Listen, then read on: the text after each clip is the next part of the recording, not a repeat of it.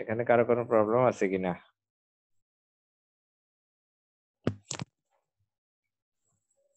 হ্যাঁ, এই সারা শব্দ নাই কেন? হ্যালো, কথা শোনা যায়? জি স্যার, মেবি কোনো প্রবলেম নাই। জি স্যার, শোনা যাচ্ছে। ইয়েস নো বলতে হবে তো, আপনাদের কথা বলতে হবে না? জি স্যার। আপ- এই অবস্থা কেন আপনাদের? হ্যাঁ,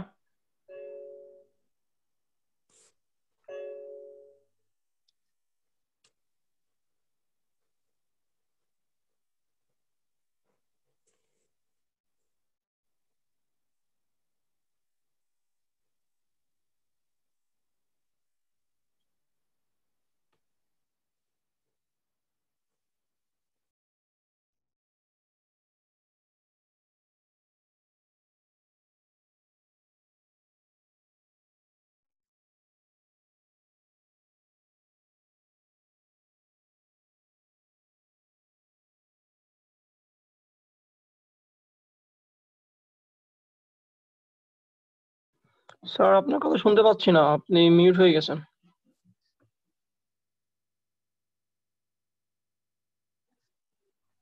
আচ্ছা আচ্ছা, এখন আমরা এই আহ, যে ইয়াটা নেক্সট গত ক্লাসে যেই ম্যাথ গুলা দেখছিলাম উপরের, এই ম্যাথ গুলা দেখার পর এই টাইপের একটা ম্যাথ বাকি ছিল। এই ম্যাথটা নিয়ে একটু কথা বলবো আমরা। সবাই রেডি? জি স্যার। বলছে variable plane in a at a constant distance phi from the origin, এই যে origin থেকে constant distance phi and meet the axis a b c, show that the locus of the centroid, কথা বলা যায় না। অন্যরা বুঝতেছেন? জি স্যার, বুঝতেছি। তাহলে যিনি বুঝতেছেন না তার হয়তো নেটওয়ার্কের problem. so that the locus of the centroid of the tetrahedron, চতুস্তলক, টেট্রাহেড্রন মানে কি চতুস্তলক, O A B C is, এটা প্রুভ করতে বলছে। চতুস্তলকের ভরকেন্দ্র বের করতে, সেন্ট্রিয়ড মানে ভরকেন্দ্র। এইচএসসি লেভেলে ভরকেন্দ্র বের করছিলেন আপনারা, এইটা ওইরকম একটা কিছু। হ্যাঁ, এখন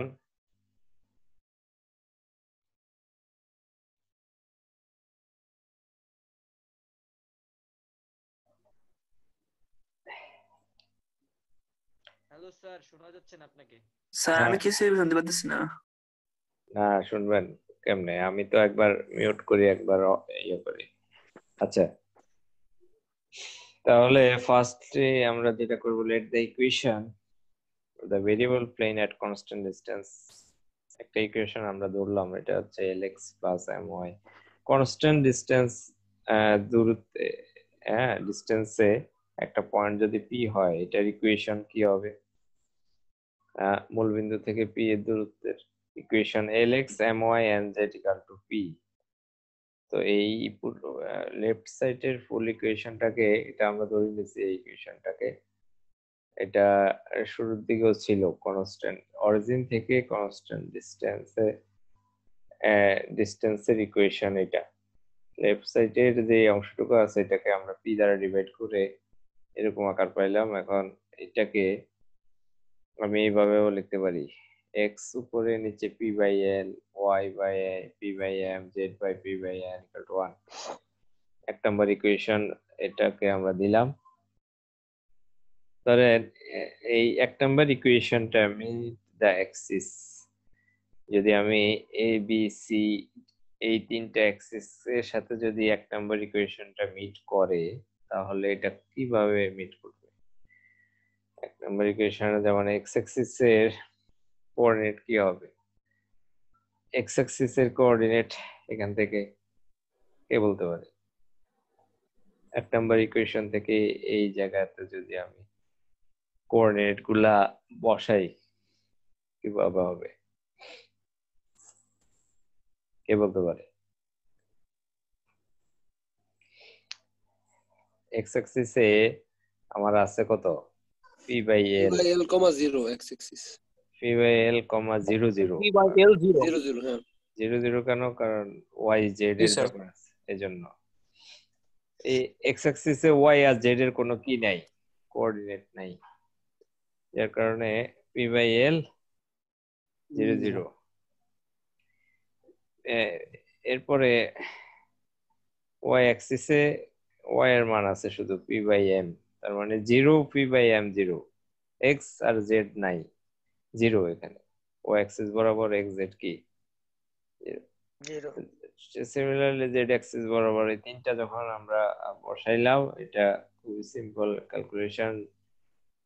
এরপরে আমরা লিখলাম যে এক্স ওয়াই জেডটা যদি সেন্ট্রিওড হয়, মানে বরকেন্দ্র হয়, ও এ বি সি এই চারটা হেড্রনের মানে চতুস্তলকের, তাহলে আমরা এক্স এর মান কিভাবে বের করব? এই যে এখানে যে এক্সটা আছে, এক্স ইকুয়াল টু কিভাবে বের করব? ও A B C or coordinate কত? যেহেতু এটা অরিজিন, এটার কোঅর্ডিনেট কত? 0 0 0 0 0 স্যার 0 0 0। তার মানে এই যে 0 এর ফার্স্ট কোঅর্ডিনেট কত? P by L by L plus 0 plus 0 by কয়টা? স্যার চারটা আছে তাই ভাগ স্যার ডিভাইড বাই 4। এটা থেকে এটা পাইলাম। সিমিলারলি ওয়াই জেড, স্যার এখানে 4 দ্বারা ভাগ করা হয়েছে কেন? এই চারটা না টেট্রাহেড্রন, আচ্ছা ঠিক আছে এটা বের করার পর এল এম এন এই এই তিনটা মান আমরা এই যে এই তিনটা এই মানকে বর্গ করে যোগ করব। তাহলে এটাকে যদি বর্গ করে আমি যোগ করি, লেফট সাইডে L square M square N square হয়, আর রাইট সাইডে এরকম আকার দাঁড়ায়। এখন আমরা জানি L square M square N square সমান কত? 1 ওইটার মান হচ্ছে 1। আর এখান থেকে কমন নিছি আমি পি স্কয়ার বাই 16 কমন নিছি এগুলোকে স্কয়ার করার পর। তাহলে সরাসরি এই আমি যে সবগুলো স্যার বর্গ করে যোগ করবো কেন? বর্গ করে যোগ করব, কারণ আমি এই যে লেফট সাইডে এল স্কয়ার এম স্কয়ার এর মানটা কি করব?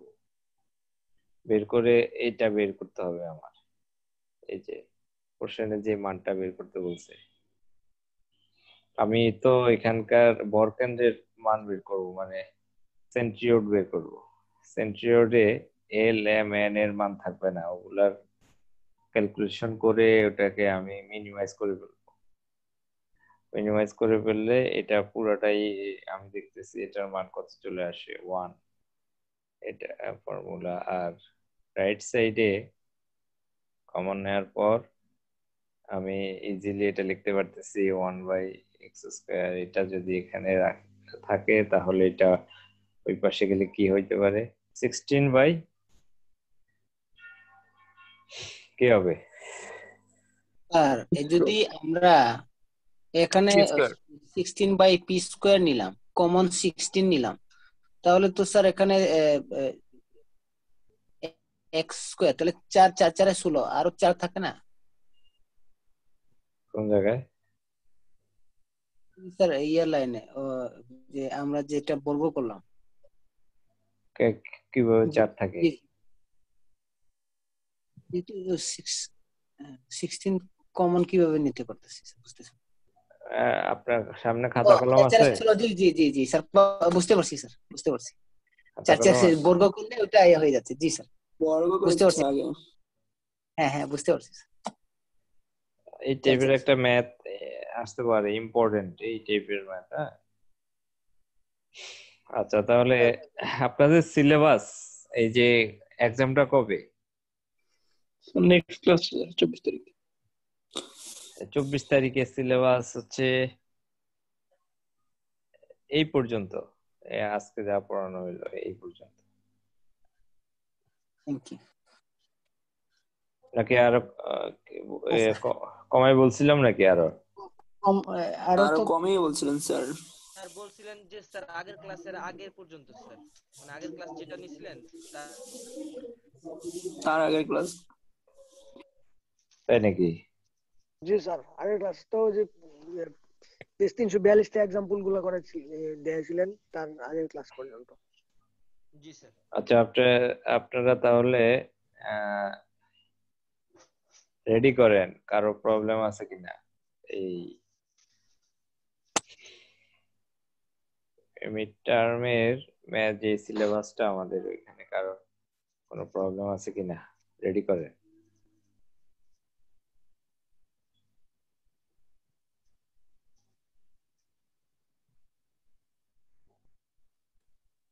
তো স্যার আমাদের কুইজেস আছে যেগুলো ছিল ওইগুলাও তো থাকবে এর মধ্যে না?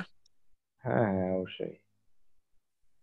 সিলেবাস একদম শুরু থেকে পেয়ার অফ স্টেট লাইন পর্যন্ত, তাই না?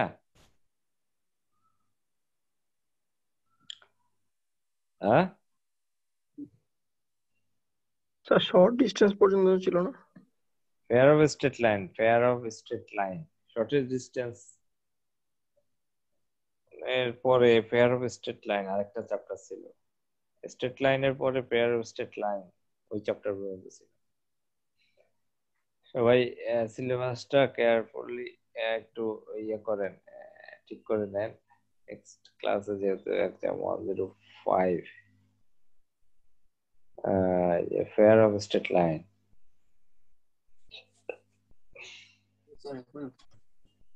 এই চ্যাপ্টার থেকে এই বড় যে ম্যাথ, অনেকগুলা অপশন যেখানে থাকে, বাইসেক্টর বের করা, সেকেন্ড ডিগ্রি জেনারেল ইকুয়েশন,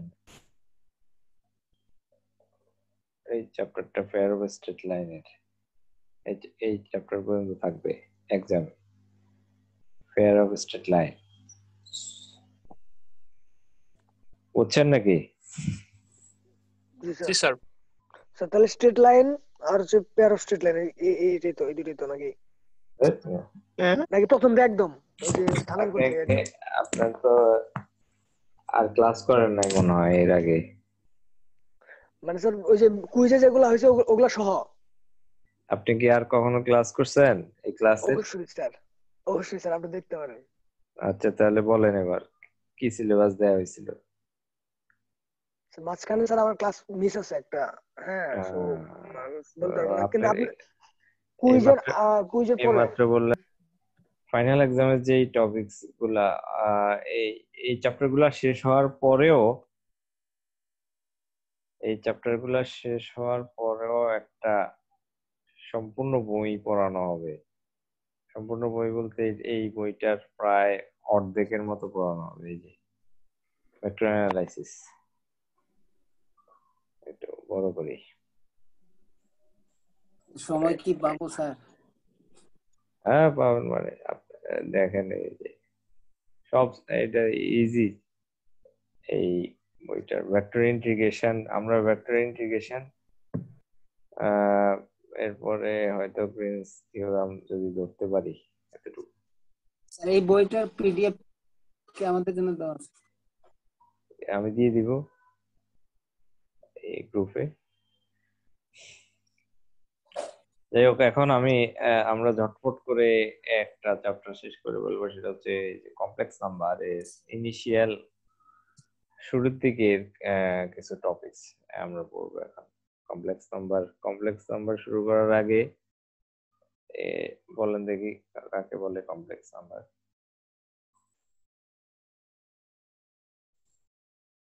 যদি স্যার রুট ওভারের ভিতরে ঋণাত্মক সংখ্যা থাকে তাহলে স্যার ওটা কমপ্লেক্স নাম্বার। রুট ওভারের ভিতরে যদি ঋণাত্মক থাকে তাহলে কমপ্লেক্স নাম্বার ডেফিনিশনটা কি আমি এটা জানতে চাইছি। ওটা তো ইমাজিনারি নাম্বার, রুট ওভার ঋণাত্মক সংখ্যা থাকলে ইমাজিনারি হয়ে যায়। আমি বলছি কমপ্লেক্স নাম্বারের ডেফিনিশনটা কি? যদি স্যার a প্লাস ib আকারে কোনো সংখ্যা থাকে যেখানে a হচ্ছে স্যার, হ্যাঁ, যে সকল সংখ্যাকে a প্লাস i অথবা z equal to x plus iy G sir, এই আকারে প্রকাশ করা যায়, এটাকে কমপ্লেক্স নাম্বার বলে। যেখানে x টা হচ্ছে রিয়েল পার্ট, x টা জি কি স্যার, রিয়েল পার্ট, আর y এটা হচ্ছে ইমাজিনারি। ওইটা হচ্ছে কি ইমাজিনারি পার্ট। তাহলে এই কমপ্লেক্স নাম্বারের মধ্যে আমরা সিম্পল 2-3টা জিনিস আগে একটু দেখার চেষ্টা করি। সেটা হচ্ছে মডুলাস, আর্গুমেন্ট, এগুলো আপনারা ইন্টারমিডিয়েটে পড়ছিলেন যে কমপ্লেক্স নাম্বারের এটা কিসের মান r equal to x square plus y square modulus modulus, আর এটা হচ্ছে আর্গুমেন্ট। আর্গুমেন্ট। এই দুইটা জিনিস কাজে লাগতে পারে সামনে। আমরা একটু কয়েকটা এক্সাম্পল দেখি যে কোশ্চেন গুলা এরকম আসতে পারে যে describe geometrically the region of the following. এটাকে এই কমপ্লেক্স নাম্বার এর এই ম্যাথটাকে আপনাকে ডিসক্রাইব করতে বলবে জিওমেট্রিক্যালি। জিওমেট্রিক্যালি যখন বলবে তখন আপনাকে একটু ডেসক্রিপশনে দিতে হবে। সাপোজ ফার্স্ট যে ম্যাথটা z-4 absolute value greater than z plus 4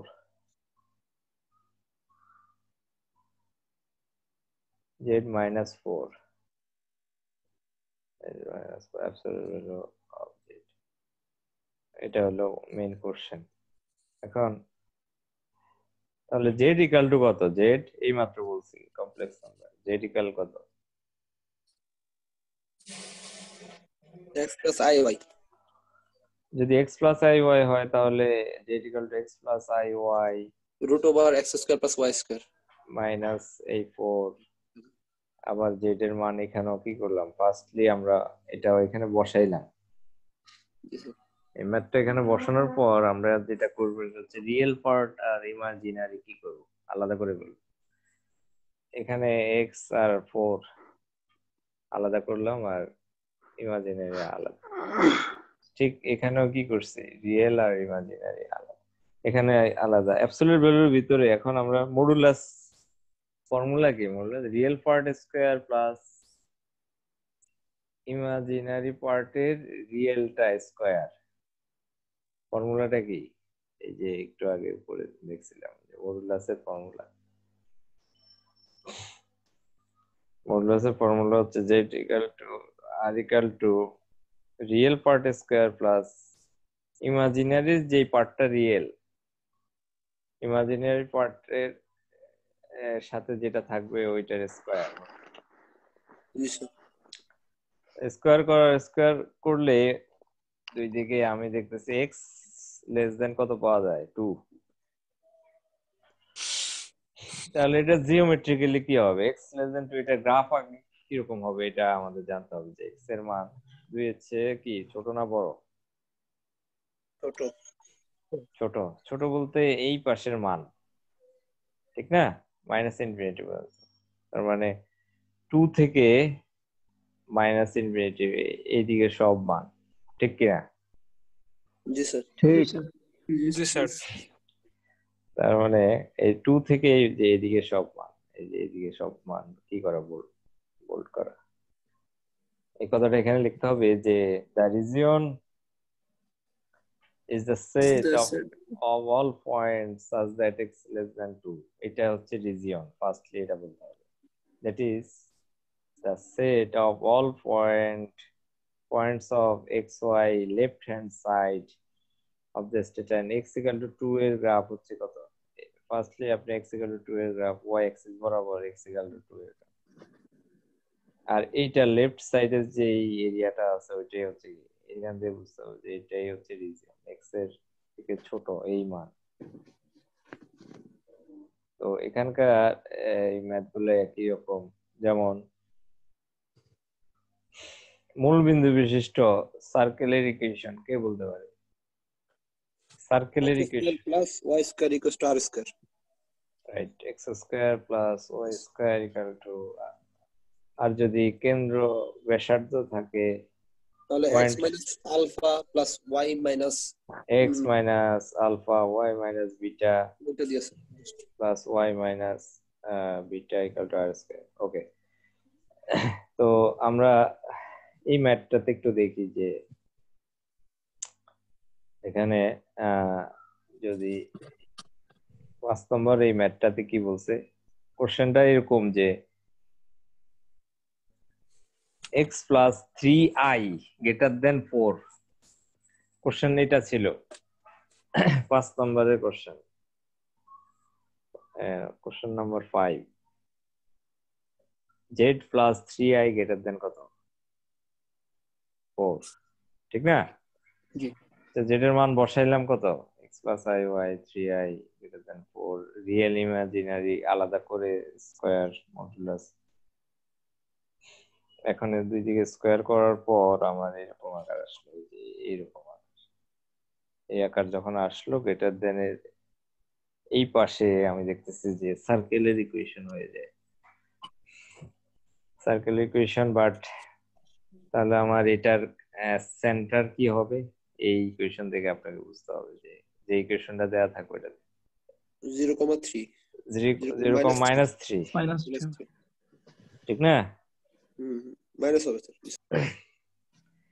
তার মানে 0,-3 আমরা গ্রাফিক্যালি সাপোজ যদি আঁকি, এটা 0,-3 এই বরাবর, এটা হচ্ছে 0,-3। বাট এইখানে আমার রেডিয়াস কতটুকু? এই যে 4 আর স্কয়ার, মানে আর কত? 4। রেডিয়াস 4 ধরে আমি আগে একটা সার্কেল আঁকলাম। আঁকার পর এখন আমার রিজিয়নটা কোন দিকে হবে? রিজিয়ন আমি দেখতেছি যে 4, এটা হচ্ছে ভিতরের অংশ, মানে বড়। এই এরিয়ার ঠিক বাইরের এরিয়াটা হবে, এই যে ফুল বাইরের এরিয়াটা। এরকম যে কালো করে দিছে, আপনাকে এরকম কালো করে দিতে হবে না, এটা তো প্রিন্ট করছে। আপনি এইভাবে এরিয়া দেখাবেন যে এর থেকে এই এরিয়াটা, এই রেডিয়াসের ঠিক বাইরের এরিয়াটা। এভাবেও যদি মনে রাখতে না পারেন, স্যার আমাদের কি চিত্র আঁকানো লাগবে? এটা তো চিত্রই আঁকতে বলছে। এখানে কি বলছে? Describe geometrically. তাহলে জি, আপনি জিওমেট্রিক্যালি হোয়াট মিন্স? তাহলে কি যে স্যার ওই বাইরে যে চিহ্নটা, এটা কি তীর চিহ্ন দিয়ে দেখাই দিব? না, এটা এইভাবে আঁকলেই হবে। কেউ যদি মনে করতে না পারেন, ক্লাসের মধ্যে যারা আছেন, গ্রেটার দেন যদি দেয়া থাকে তাহলে বাইরে, লেস দেন দেয়া থাকলে ভিতরের অংশ। শুধু এই কথাটা মনে রাখবেন। কি স্যার স্ক্রিনটা ভালো বোঝা যায় না স্যার। হ্যাঁ, স্যার স্ক্রিনটা বোঝা যাচ্ছে না। কে বলে? তাই নাকি? আর কেউ? না স্যার, বোঝা যায়। এই যে দেখেন স্পষ্ট, ভালো ক্যামেরা, মোটামুটি ইয়ে দিয়ে তোলা, ভালো ক্যামেরা দিয়ে। এখন বোঝা যায়? হ্যাঁ, স্যার আমার ডিভাইসে প্রবলেম আছে স্যার, বুঝতে পারছি। কেউ যদি রিজিয়ন কোনটা হবে বুঝতে না পারেন, তাহলে সে মনে রাখবেন যে গ্রেটার দেন দেয়া থাকলে কোন দিকে? এটা দিয়ে থাকলে হলো বাইরে। বাইরে।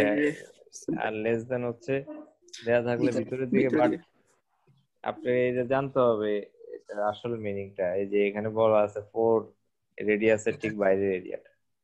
আচ্ছা, আমরা একটু চলে যাই একটু কঠিন টাইপের একটা এক্সাম্পলের দিকে।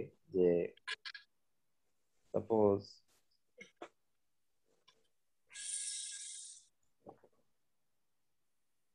কঠিন টাইপের, সাপোজ এই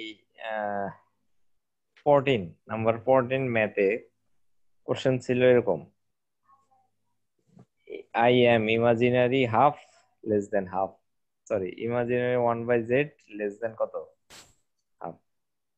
মানে কোশ্চেনটা আমি একটু দেখাই। এখানে কোশ্চেনটা হচ্ছে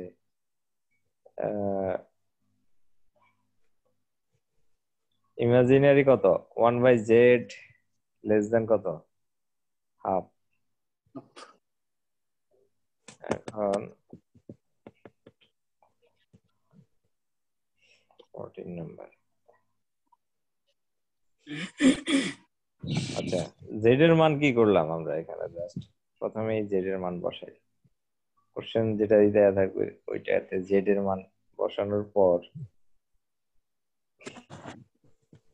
এই নিচে যেই জিনিসটা থাকবে তার ঠিক অল্টারনেটিভ সাইন বিশিষ্ট ওটা দিয়ে আমরা উপরে নিচে মাল্টিপ্লাই করব। দেখেন নিচে ছিল প্লাস, তার ঠিক বিপরীত সাইন বিশিষ্ট দিয়ে কি করছি? উপরে নিচে কি করলাম? মাল্টিপ্লাই করলে উপরে থাকতেছে এইটা, নিচে কি হয়? এইচ স্কয়ার সূত্র হয়ে যাচ্ছে। পাওয়ার অফ আই, আপনারা জানেন নাকি? i ইকুয়াল টু কত? জি স্যার 1 রুট ওভার হ্যাঁ। -1 রুট ওভার মাইনাস 1 স্যার সূত্রটা ভুল আছে মনে হয়।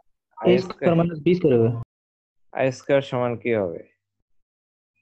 -1 1 মাইনাস 1। এবার বসান যে সূত্র জেনি বলছে সূত্র ভুল আছে দেখেন তো, মিলিয়ে দেখেন তো।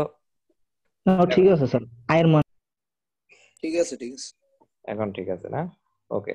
যেহেতু এখানে ম্যাথের শুরুতেই কি বলা আছে? ইমাজিনারি। যেসব ম্যাথের শুরুতেই ইমাজিনারি থাকবে ওই সব ম্যাথের আমরা শুধু ইমাজিনারি পার্টটা নেব। এই যে শুধু ইমাজিনারি পার্ট, রিয়েল পার্টটা বাদ। লেফট সাইডে যদি ইমাজিনারি নেই তাহলে কি হবে? এই যে শুধু ইমাজিনারি পার্ট নিলে মাইনাস ওয়াই, নিচে কত? X square plus Y square. বুঝতে পারছেন কিনা? জি স্যার। যদি কোশ্চেনে রিয়েল পার্ট বলতো আর আরেকটা কোশ্চেন আছে এরকম, এই যে রিয়েল, স্যার তখন শুধুমাত্র এক্সটা নেওয়া লাগতো। রাইট। তখন উপরে থাকতো X is X square plus Y square less than half. তো এটাকে আমরা ক্যালকুলেশন করার পর আমরা দেখলাম যে এরকম একটা আকার আসে। এই যে কোশ্চেন তো চেঞ্জ আসবে, তাই না? কোশ্চেন চেঞ্জ আসবে, জেড এর জায়গায় জেড স্কোয়ার আসতে পারে, হাফ এর জায়গায় অন্য কিছু আসতে পারে, চেঞ্জ করে আসবে, বাট রুলস একই। বাট আপনি যখন ক্যালকুলেশন করে এরকম একটা পজিশনে আসবেন আপনাকে বুঝতে হবে যে এটা কিসের ইকুয়েশনের মধ্যে পড়ে। কিসের ইকুয়েশনের মধ্যে পড়ে এটা?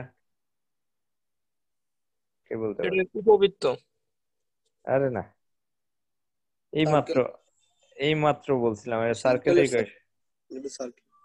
সার্কেলের ইকুয়েশন কিভাবে? এই যে দেখেন এক্স স্কোয়ার ওয়াই স্কয়ারের সহগ সমান। ওয়াই, এটাকে সার্কেলের ইকুয়েশন বানাই ফেললাম যে আপনি ওয়াই প্লাস 1 হোল স্কোয়ার কে করলে একটা 1 কি আসে? এক্সট্রা থাকে স্যার।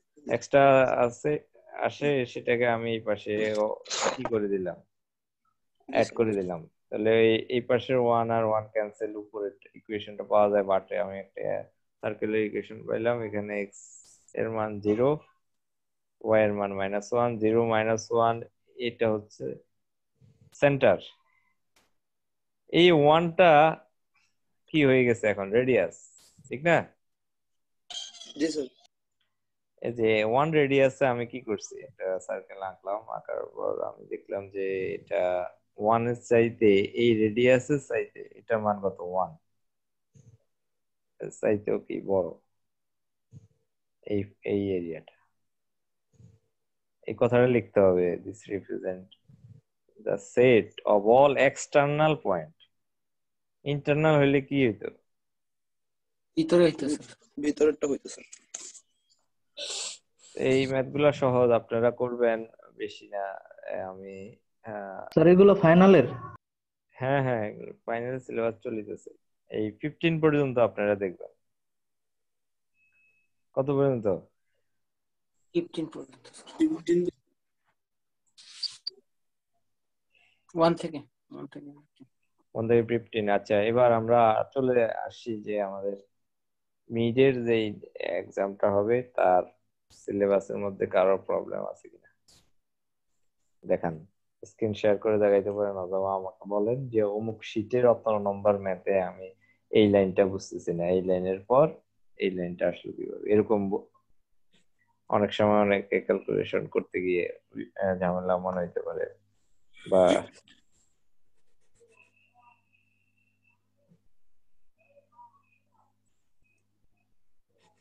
আছেন নাকি আপনারা? জি স্যার আছি। অবশ্যই আছে স্যার। কই প্রবলেম কোথায়? স্যার বাসায়। হ্যাঁ, একজনে বলতেছে স্যার প্রচুর প্রবলেম তো হয় জন্য স্যার ডিফাইন করতে পারছি না স্যার কোনটা বলবো। হ্যাঁ প্রচুর স্যার বলতেছে প্রচুর প্রবলেম তো, তাই কোনটা রেখে কোনটা